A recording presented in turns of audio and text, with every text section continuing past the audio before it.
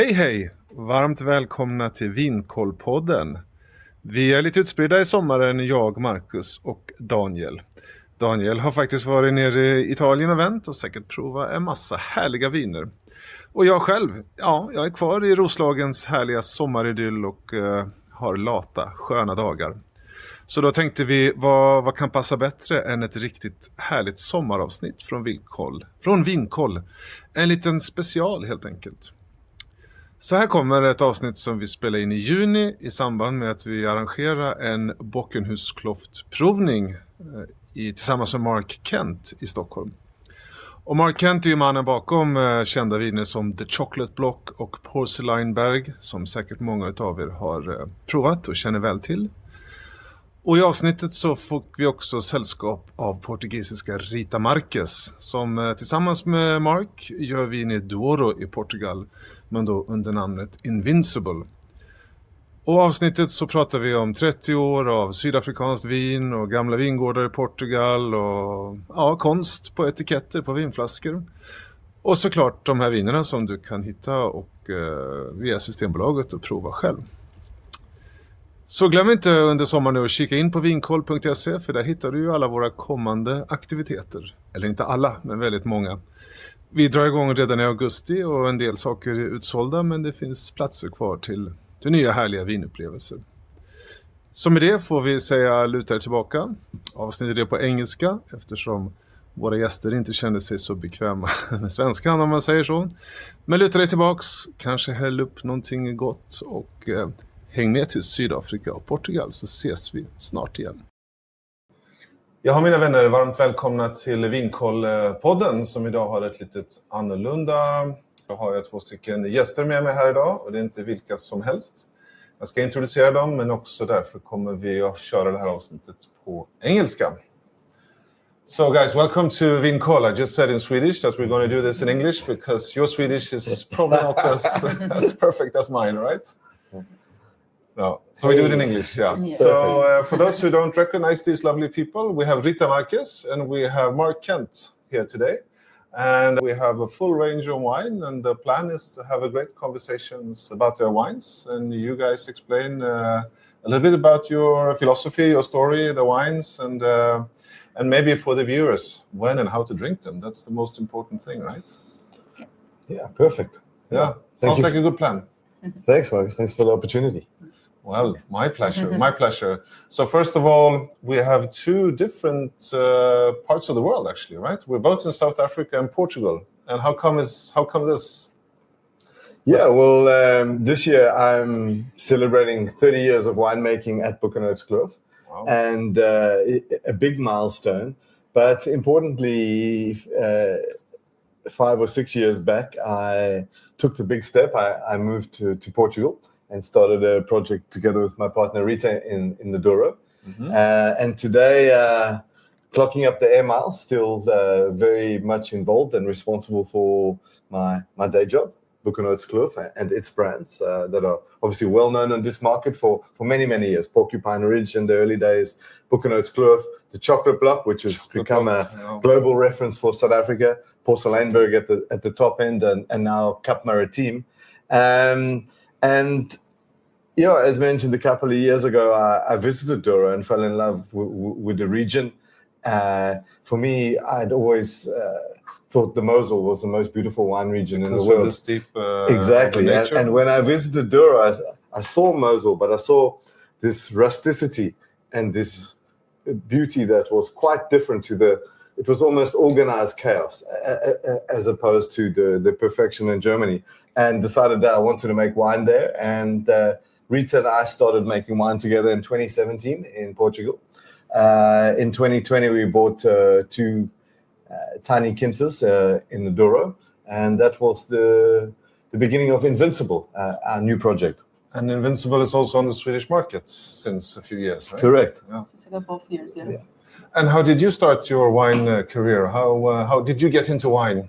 So actually, my whole family is civil engineers. So I studied for a couple of years to be a civil engineer. Mm-hmm. Then I decided that wasn't for me. I quit and I did a winemaking degree.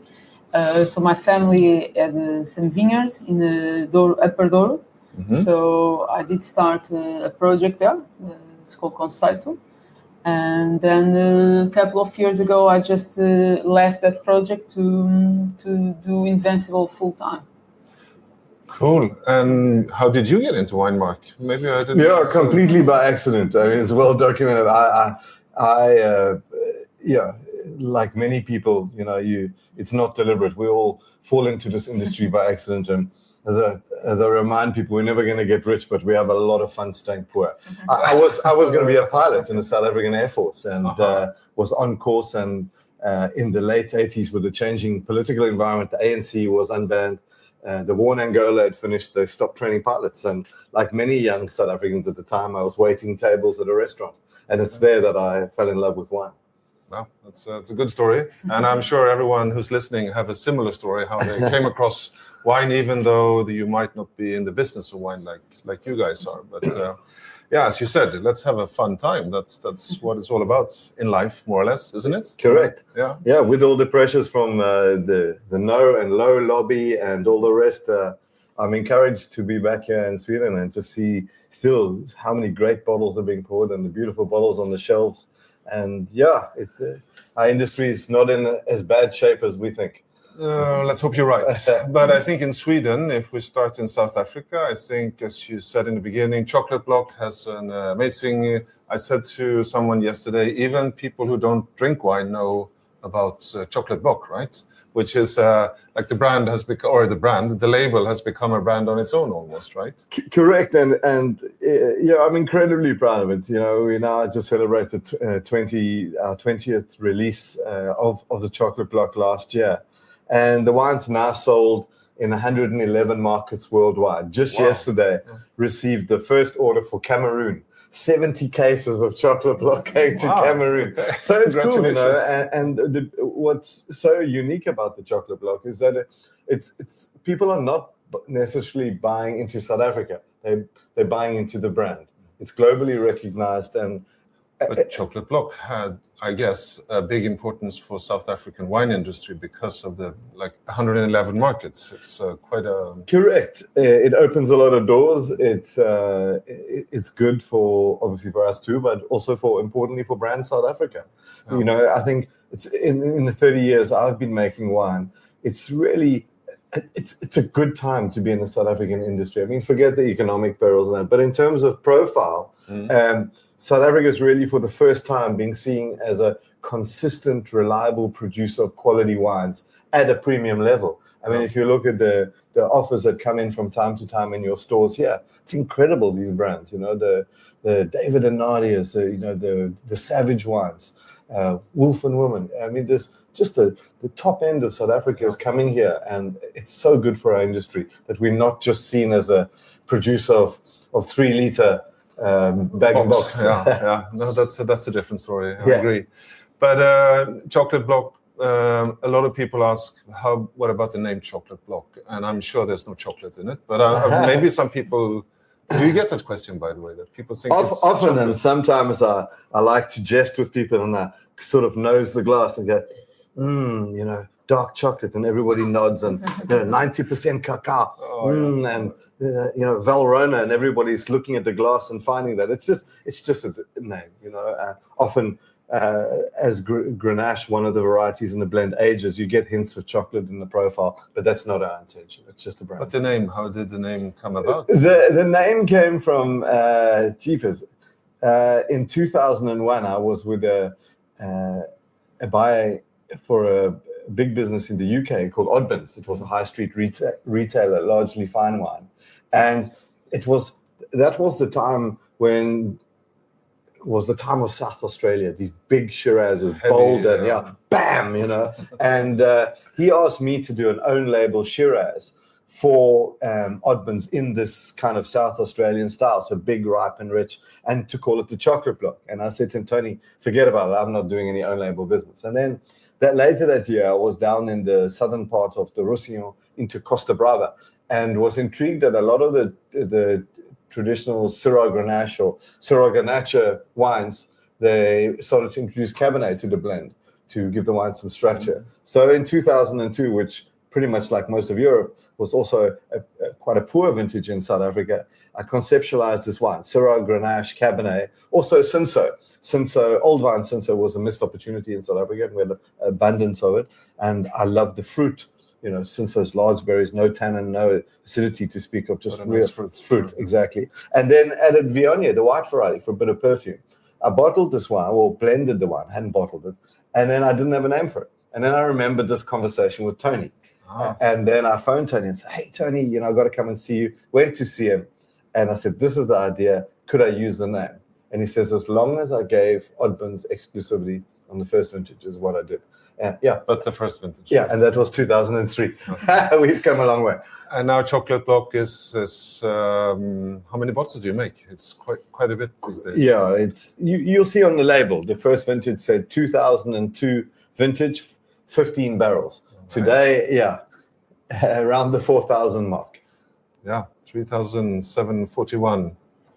Well, very impressive, and still a very popular wine in Sweden. And I think you can get it in different sizes: Magnum, double Magnum. From half bottle, 375, right up to 6 liter. Impressive, yeah.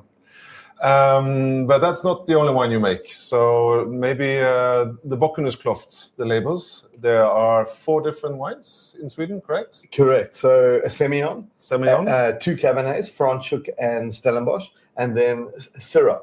Syrah and Syrah-based wines is pretty much what we pride ourselves on.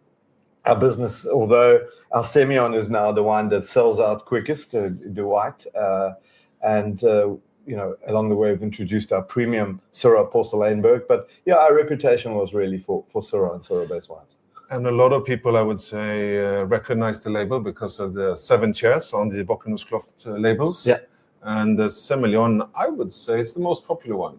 That's my guess. We'll see what people certainly say. in a sophisticated market like this, where so much premium wine is consumed in a meal environment, Semillon is really the gastronomic one. And of all the wines we produce, it's the one that has the most longevity. It outlives any of the reds. Really? Yeah. So which was the first vintage? Semillon was 97. Okay. And you still have bottles from 97? I do, and it's quite well documented again. I mean, one of my great experiences was in my late 20s, coming to Stockholm. I was here for one of the Vin Nordic shows or something, and was at when Barrevin was still downtown before they'd moved to Gondola. I know they've subsequently closed, but in Barrevin, going in there and looking at this wine list and saying, wow, and seeing Cloudy Bay, and a few lines down was Boekenhoutskloof Semillon. And it was more pricey than Cloudy Bay. And I thought, wow, we've arrived. This was so cool. Moments, yeah, that was a big deal for me. And I think hence my love and affinity for this market. Yeah, it was a good time. No, it's a great wine, and I'm sure most people, they actually, it sells out more or less because it's something you really want to pick up and have at home.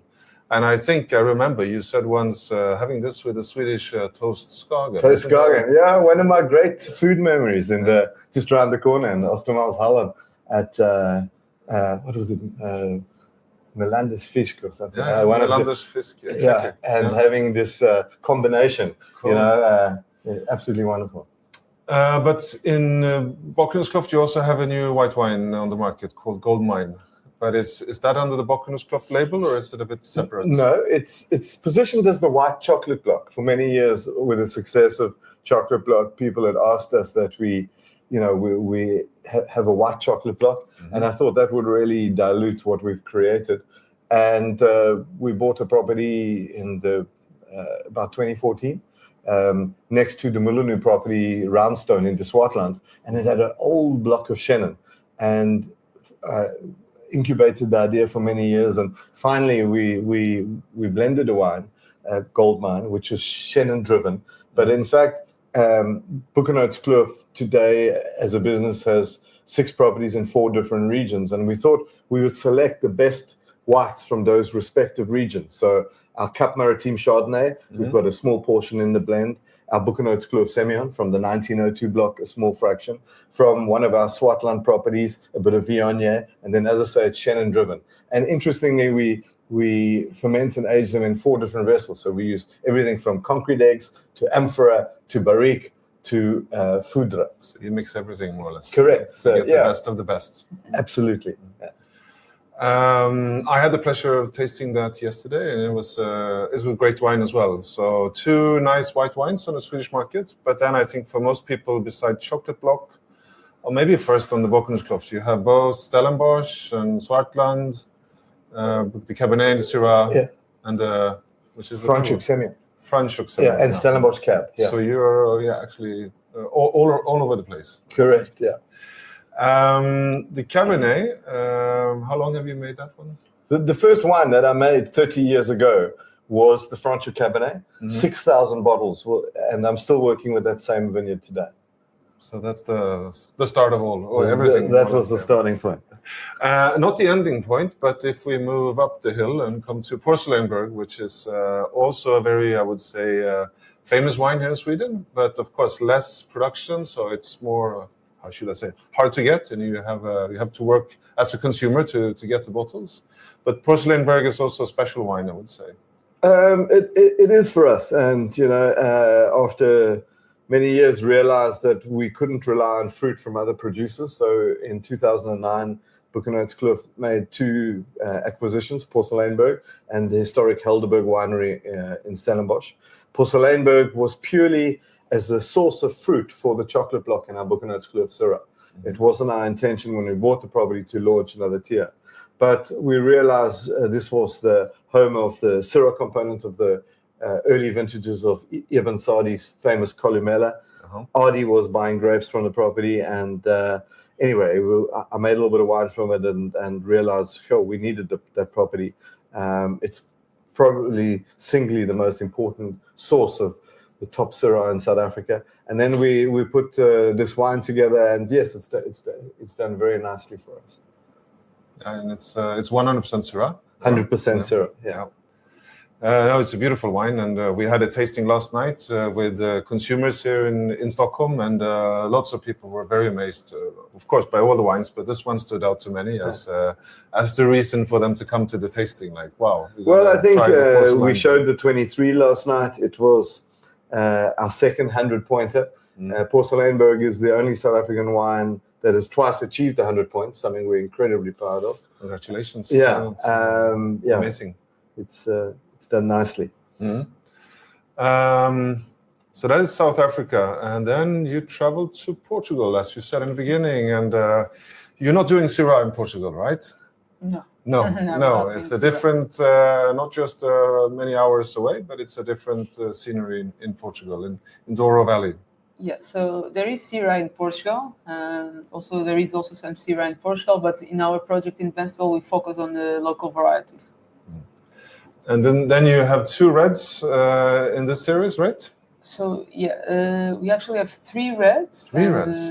So we have what we call Invincible number 1, Invincible number 2, and then the Invincible. Okay, so 1, 2, 3, and the 1, right? And the 1. Yeah. Yeah, basically. So the idea is on the number 1. It's a very fruity, easy drinking wine, very juicy, nice tannins. Then when we jump to the number 2, a bit more, it's more aged in barrel, a bit more oak profile. So we don't use, we ferment now everything in concrete tanks, and then part of the aging is in concrete and part of the aging is in the barrel. Okay. And the varieties that you use, you said the local, is it different between these wines? Most of it we use old vineyards. So from number 2 and the Invincible, we just use very, very old vineyards. On the number 2 is a 90-year-old vineyard with 15 varietals mixed together. So what we field blend. Yeah. And then the Invincible actually comes always from the same vineyard. That's a vineyard from 1930 that we identify 25 varietals mixed together. So it's a very special vineyard for us. And is it, like Mark said at the beginning, this beautiful scenery resembling to Mosul, or what's the landscape in this area? Yeah, so we in a small town that's called Casais do Douro, that's very, very close from Pinhão, which is kind of the heart of Douro. So in Douro we have 3 sub-regions. Simacor, that's where we are, is the one in the middle. And for us, the most interesting to do top wines. And soil-wise, what's the climate and soil here in this area? So obviously it's quite dry and quite warm, but in terms of the soils, it's mostly schist for the reds, and we also do some whites. But for the whites, we choose another location a bit higher on the altitude and with granitic soils. And the white wines, is it the same as the field blends as well, or? The white wines, we have 2 white wines at the moment. We're actually going to launch we did a little bit of the Invincible white, but at the moment, and we're going to launch another year of the Invincible white. But at the moment, we also have the number 1 white and number 2 white. The number 1 is it's a mix of some local varietals where we add a little bit of muscat. From a different region, right? To give it some aromatic. The muscat we ferment in amphora, all bunch in amphora, and then the other components of number 1 it's fermented in concrete tank, and then the number 2 it's again older vineyards, 30% fermented and aged in concrete, and 70% in barrel. Okay. But the wines, the number 1s are very fruity, easy drinking. And then the number 2, a bit more gastronomic, a bit more rich, a bit more structure.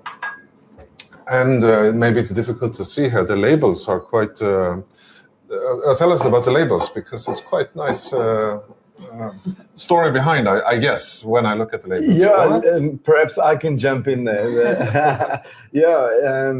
The Invincible, the label you're holding there, is quite special. It was...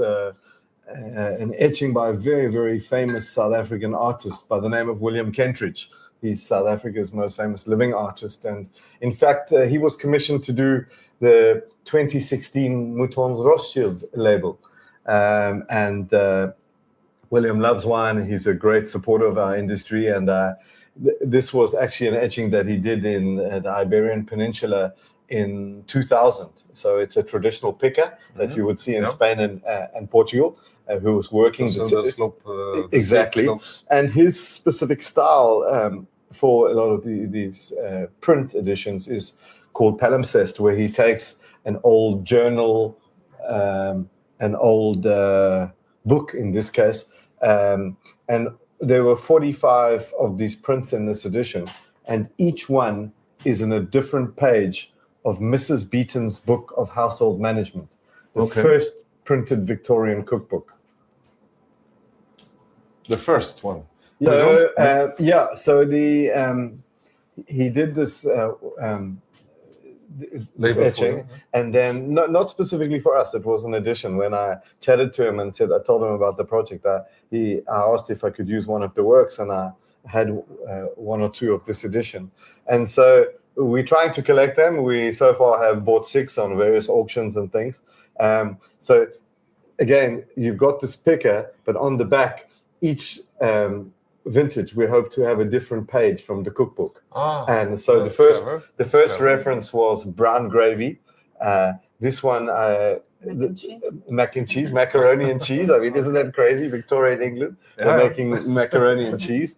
The third vintage was tipsy pudding, an English hot pudding. So it's quite fun and a cool story, and nice to have the association back to South Africa. Yeah.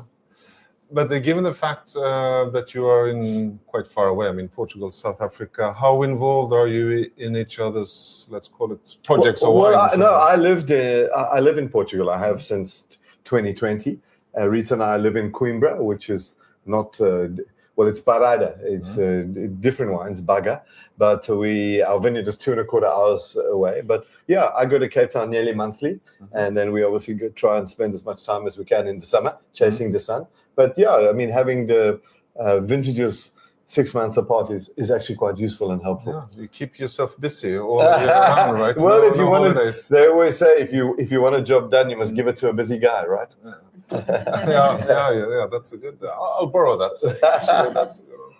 But Portugal, I mean, especially I think for when I did some research on you, I would say, specialist in white wine. That's what I read. That's your specialty, or do you agree, or is it just a rumor that I picked up? Well, Mark used to say that the whites are a bit more technical. So when we in Invincible, when we don't agree, I decide for the whites, and he gets the final call for the reds. So that's why we park it when we don't agree on the final blend of stuff. So I decide for the whites, he gets the final call for the reds. But I think that reputation came a bit because I work with Denis de Bourdieu. Yeah. And he was obviously quite famous for his white wine. So. Exactly, in Bordeaux, the guy behind the white wine, if you put it that way. So I don't need to be Rita's publicist, but she's incredibly humble. Yeah, she scorns at this name Invincible, which is anything but humble. But yeah, I mean, Rita's selling herself a bit short. After studying enology in Portugal, she did a master's under Denis de Bourdieu in Bordeaux, and then was invited and did 2 vintages at his family cellar. And having worked in France, I'm now busy with a project in New Zealand, and obviously with our own projects.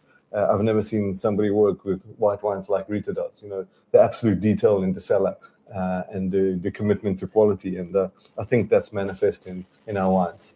So that's good recommendations for the Swedish people now that some of your whites are on the market, and go try them, right? And go buy them and see, judge for themselves what they like. But I think Portugal. Actually, how much wine do you make in Portugal today? You said 2 smaller quintas that you currently have, or are you planning to expand? Or is correct? We also have a little project in Vinho Verde. I'm a big lover of Vinho Verde. I really think it's one of the missed opportunities in the world of wine. And about 45 minutes from us in Douro, in the southern part of Vinho Verde, we make in a town called Amarante. We make a little Vinho Verde, which is, I'm so proud of it. You know, it's a cool wine. It hasn't got all the sugar or the gas of very commercial Vinho Verde, and it's available here. It's called Natural Mystic. So I'm proudly from the Great East, you know, grew up as a teenager in the Great East, and that's the old Bob Marley song, Natural Mystic, and that's available here. So yeah, it's I love Vinho Verde, and that's doing really well for us. And yeah, and what are the combined volumes altogether? About 250,000 bottles across all the wines, and selling already in just over 20 markets globally. And fortunately in Sweden, then I can't keep track of the numbers now, but almost 15 different, actually porcupine as well, right? You have correct on the markets. Yeah, many years ago, I mean, I think back probably 15 years ago, it was very, very big in this market. But as the buying systems change within the, you know, we don't see these commercial brands having much longevity. They seem to rotate a lot more often now. Yeah. But kind of 15, 20 years ago, Porcupine Ridge, Syrah, and Merlot were very, very strong. On the shelf in Sweden. And still very, very big internationally. Porcupine Ridge is the biggest South African brand in the UK market, above £8 in glass. So yeah, it's still a brand that does well globally. And the Wolf Trap. Yeah. Wolf Trap is a blended range. So Wolf Trap Syrah with Mourvedre and Viognier, and then a white with Chenin, Viognier, and Grenache Blanc. But yeah, so Porcupine was always the single varietal at the commercial level, and Wolf Trap the blended range. And at the premium tier, we had Boekenhoutskloof, and then as a blended option, introduced the chocolate block. Well, very, very well done. Very, very fortunate to have you here in Sweden. And as we said earlier yesterday, you had a tasting with Swedish consumers, and went very well and very appreciated. And tonight, Rita, you are hosting a dinner tonight with Portuguese wines, similar to what we did yesterday. Is that correct? Yes, that's correct. And I hope the wines are well received. But we're very proud of what we're doing. I think we obviously it's quite a new company, but we're doing very well. We're increasing volumes, and most of it, I think we're increasing quality. I think we're doing much better wines than we did 5 years ago. So we're proud of it. Good. So Well, let's dive into the wines and try them, but we leave the listeners and the viewers to browse through the Systembolaget catalog and see what to pick up. But very happy to have you on the show, and appreciate that you come here to Sweden, because it's important as well to meet the people that buy the wine and vice versa. The best thing that happens as a consumer is when you meet the people behind the wine and understand the story and get the chance to talk about why is it called chocolate block and why 1, 2, 3. And so I'm very happy that you are here. But I think you are here quite often, or? It seems like you know Stockholm a little bit. Well, I'm very, very fond. I have a goddaughter in Södermalm, and it's not hard to love the city. You know, it's always so clean, and the people are super friendly, and you know, it's quite a difference for me. I mean, in Africa, we're notorious for kind of lack of punctuality and that, but it came to a new level when I moved to Sweden. And then it was so wonderful last night that the tasting was started at 6:30 and everybody was in their seats. 6:29. Exactly, right? Yeah. In Portugal, the first people would start arriving around 7. Oh. So yeah, no, it's just great to be back, and thanks for the opportunity. I know you're busy, and we really appreciate the opportunity. Yeah, thank you. And yeah. Skål. Skål, exactly. Cheers.